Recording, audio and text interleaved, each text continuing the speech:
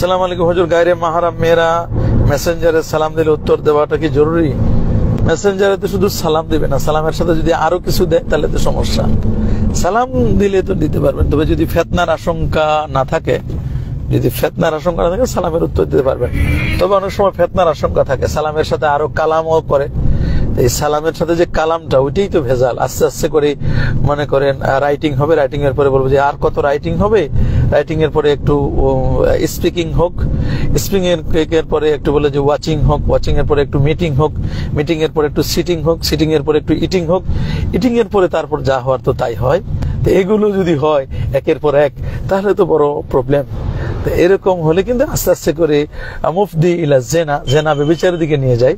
তো এরকম জেনা ব্যভিচারের দিকে মানুষ চলে যায়। এই জন্য মুকাদ্দামাতুল হারামে হারাম, মুকাদ্দামাতুল হালালে হালাল। এই জন্য মুকাদ্দামাতুল হারাম বড় কঠিন জিনিস। হারামের দিকে যেন আমরা ঝুঁকে না পড়ি, এই বিষয়টি আমাদের খেয়াল করতে হবে।